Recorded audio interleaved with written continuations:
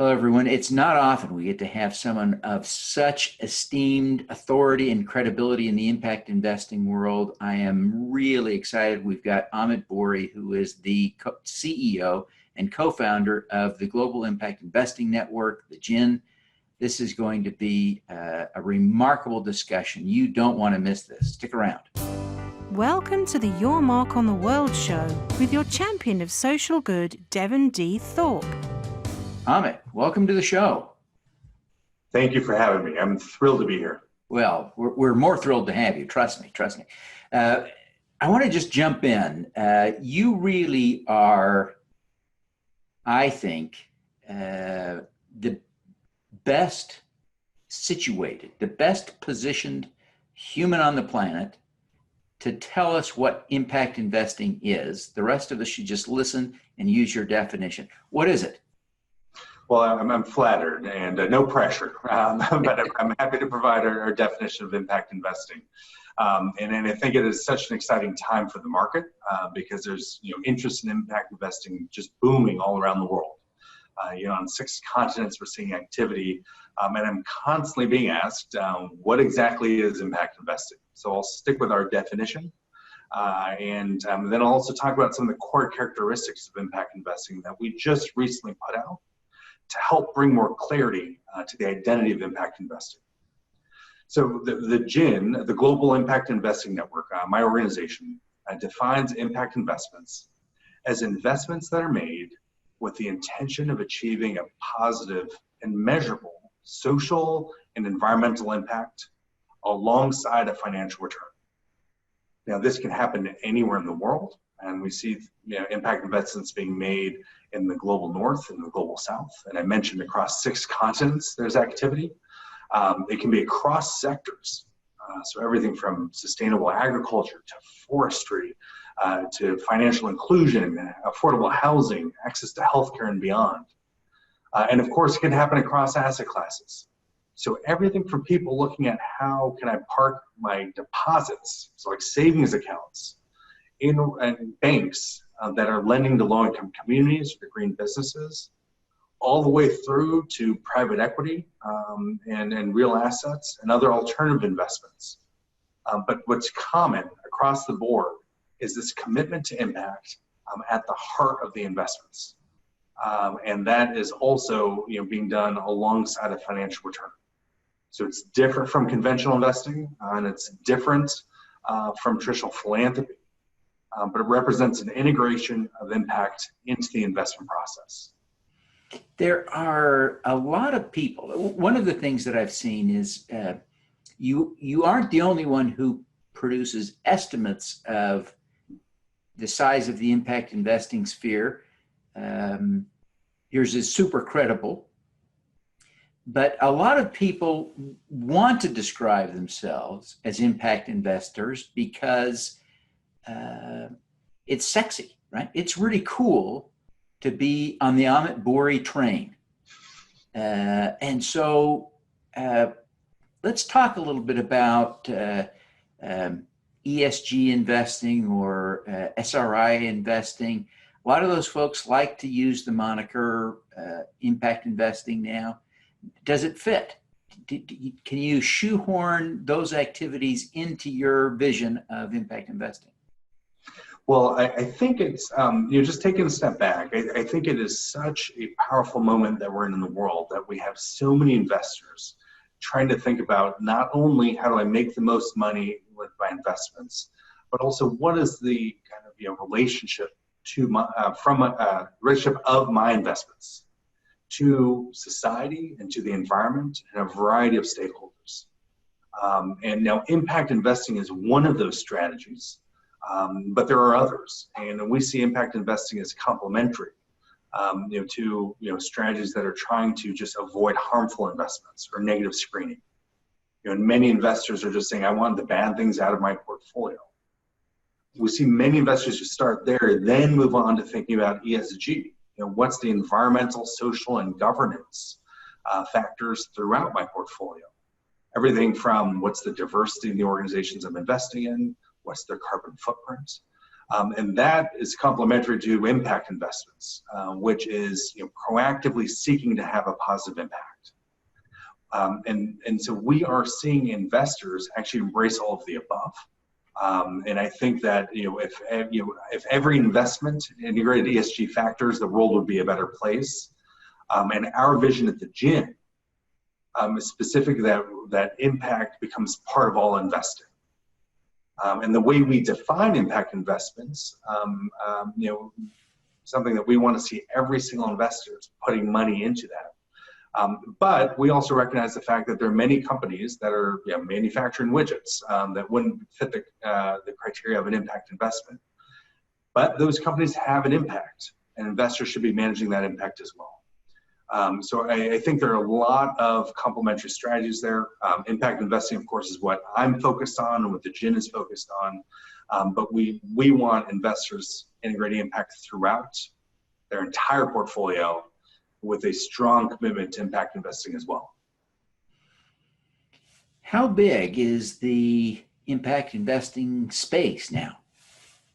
Well, this is a question that we've not had a robust answer to for many years. The GIIN is now just coming on 10 years old.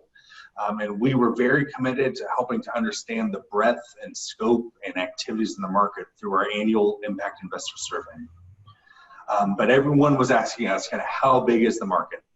And we were very pleased to just publish our first ever estimate of the market size, which estimates the market to be $502 billion globally. And that's in US dollars.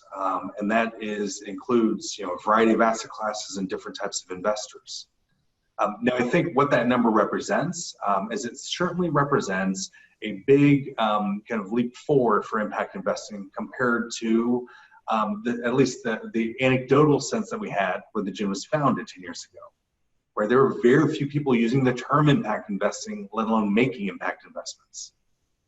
But when I look ahead, my sights are set on how much bigger impact investing needs to be, and how we galvanize a much broader set of investors to put impact front and center with their investment strategy, and to be making sure that we are collectively, as a global society and a global investment community, putting the dollars to work that will rise to the challenge of the big systemic issues we're facing, like rising inequality and, of course, climate change. One thing that we've done that I promised to mention earlier and then didn't is as we're seeing more and more investors enter the market, they were asking us the questions that you were asking. How do I better understand what good impact investing is?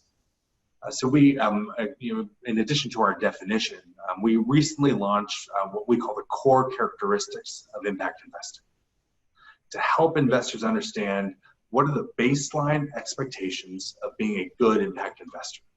And specifically, there are 4, and I'll just give a quick summary of them. The first is that you invest with the intention of creating a positive impact. It shouldn't be a surprise, but we want to make sure that is front and center from the outset. The second is that investors are using evidence in the design of their investments. And so they're thinking about what's the actual need, what's the need from a global perspective around climate change, or what are the needs of a specific community, and how do I build those needs into the investment that I design, everything from setting targets through the process that I manage. And then third, managing impact performance. So it's not just about intentions, but it's about managing towards positive impact performance throughout the process, just like you would manage towards financial performance. And fourth, and finally, is contributing to the growth of impact investing. And this may sound a little surprising, but it's where impact investing is a bit different than conventional investing. Because if you are an impact investor and you were successful, but all your competitors were not, you would not feel successful, because that means that that we're not having the collective impact that we want to have. And that's why, to shape the culture of this market, we are really trying to reinforce this focus on contributing to the growth and development of impact investing, using standard approaches to impact measurement, helping to share your learning so other investors can become better at achieving impact, and helping to reinforce the norms that will help take impact investing to the next level. Earlier today, I recorded an interview with a fellow by the name of Ibrahim Al-Husseini, who runs a impact fund called Full Cycle. And in our conversation, we were chatting a little bit about, he's focused on climate. And he mentioned that estimates are that we need to be globally investing about $2.5 trillion per year for the next 30 years to reverse climate change and keep the impacts to under 2 degrees Celsius of global warming. That seems like a really big scale of impact investing, given the current size of the market at $502 billion. What's your take on all that? Well, I appreciate you bringing up this topic, because it's something that is very much top of mind when we think about our strategy at the GIIN. As I mentioned before, with our market estimate at $502 billion, that in itself is a great testament to all the work that all the people around the world who are part of the impact investment community have been doing over many decades. But we have to be focused on how we not only grow that number, but how we have a transformative impact on the way that investing is done broadly. Because if we are going to move the money that is at the scale of what it will take to mitigate climate change, we need to think about this on a whole different level. And we need to engage a much broader set of investors. We've actually revamped the entire GIIN strategy with this in mind. And for our strategy, we have 3 main areas of focus. The overall theme is, how do we achieve scale with integrity? And that in practice, we're focusing on 3 goals. One is how to mobilize more capital. Speaking directly to the question that you asked, we need to be galvanizing more investors, more institutions, and putting more capital work and faster. The second goal is safeguarding the integrity of impact investing, because we're not just trying to achieve capital at scale, we are trying to achieve impact at scale. And our third goal is to actually galvanize a much broader movement around impact investing that really creates a social mandate around what is the purpose of capital. Because if we build a financial system that sees itself as separate from the sustainability of the planet and our society, we are always going to be going against the current. So we are working to help build a broader social mandate so everyone sees that all investments should be thinking about its social and environmental impact. But I appreciate the challenge that you put to us, and I think this is something that I hope our entire community takes seriously, because we do have a climate crisis, and it's absolutely on everyone in impact investing to not only do as much as we can to move capital through our own institutions, but to see ourselves as changing the way that other investors put their capital to work. In that vein, you recently published a report on forestry as a climate, as a carbon sequestration tool. And I was surprised by that. And it just shows how naive I am. But I suspect I'm not the only one. I spend all my time thinking about these issues. And I tend to think of cutting down trees as a bad thing. I tend to think of forestry as cutting down trees. And yet, your report highlights the potential of the forestry sector to be a key player in climate change mitigation, reversing. Tell us about that. Well, I appreciate bringing this up because I'm so excited about this report. And the reason is that it is off the radar for most people. But it is something that represents a very good opportunity to have an impact on carbon and carbon sequestration, but also on things like on the better use of land, conservation of water, and protection of biodiversity, which are issues that are not as discussed as often in the investment community. But the reason why it's so interesting to us is that it is a sector where we see capital moving at an institutional scale. So it may sound kind of a bit on the periphery, maybe a bit obscure, but it's actually an area where people are putting capital to work at a scale where big institutions, insurance companies, pensions, and others can get active in this market. And it's always a question on the top of our mind of what are the areas that are more mature that can take on more capital, and of course have a positive impact on big issues like climate change. So Forestry has a track record. It has a variety of different types of impacts that it can achieve. As I mentioned, carbon sequestration, biodiversity conservation, land and water conservation as well. And there's a huge kind of untapped opportunity. So my hope is that report broadens the views of anyone who is thinking about how they can have an impact on climate, to not only think about what they can do through clean energy, but to also think about land and forestry as part of the solution. Amit, you've been at this for a decade now. What are you most proud of having accomplished? Well, the thing that I think is most exciting for me is that we're now at a stage, at a moment where I really see the opportunity for transformation. When the GIIN was founded, we had just over 20 members. And we were thrilled to have 20 members.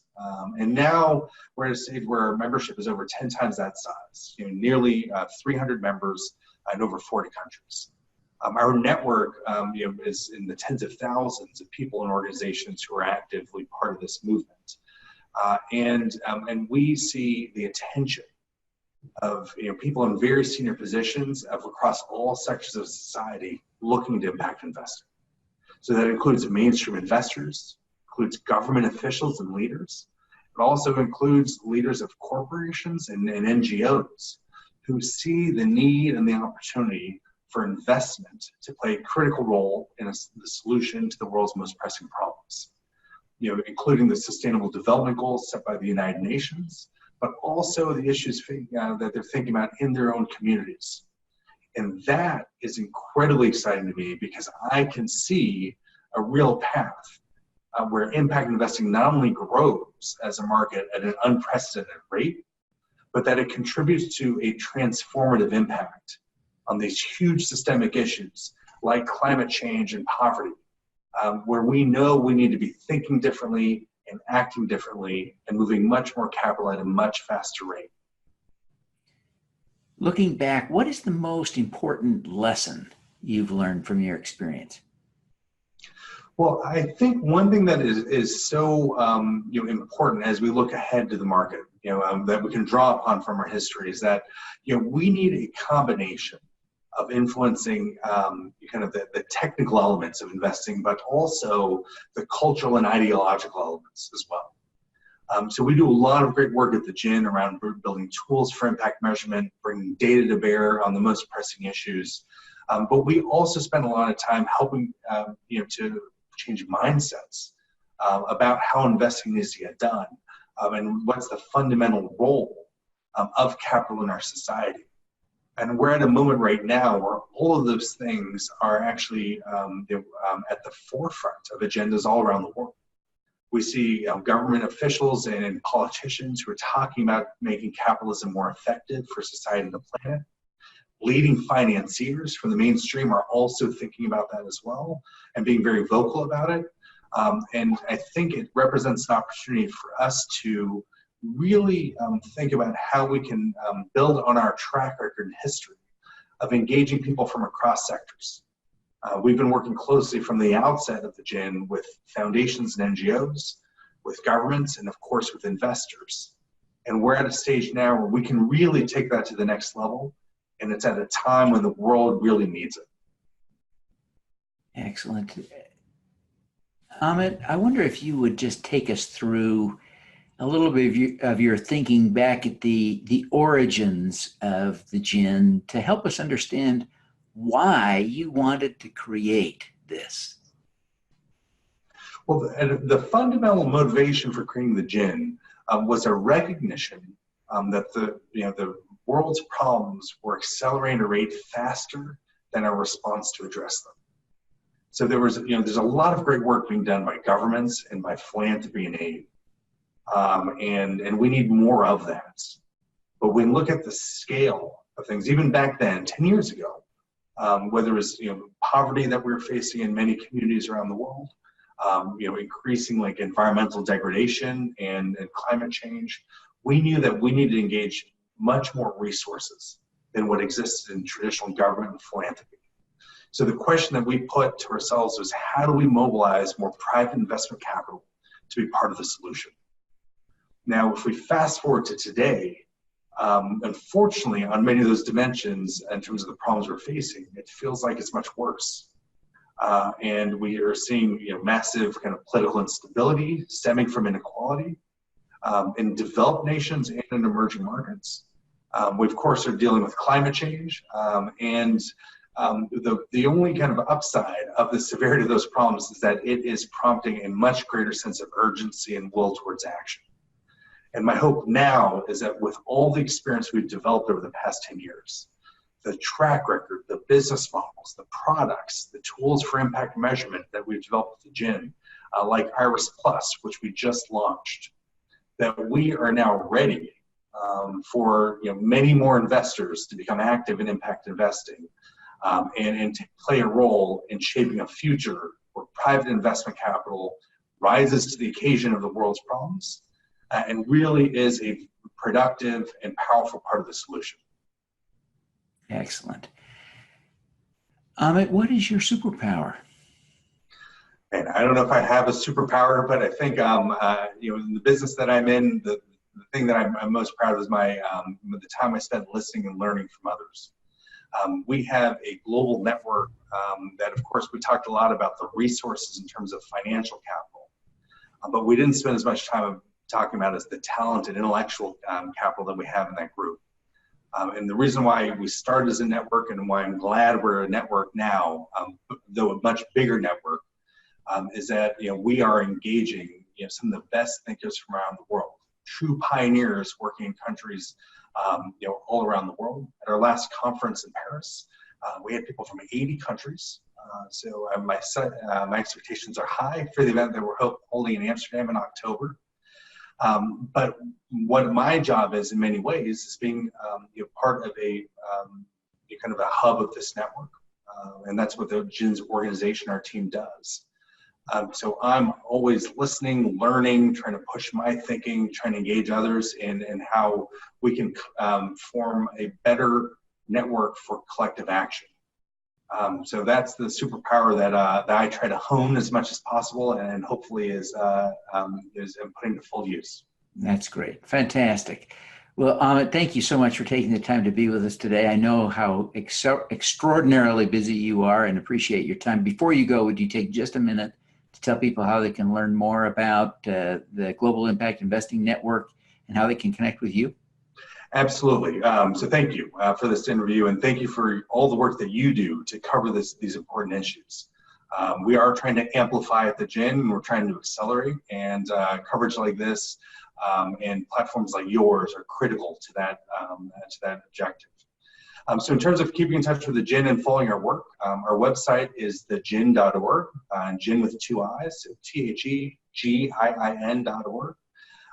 You can find the work I mentioned at Iris Plus at iris.thegiin.org, and the Iris is IRIS.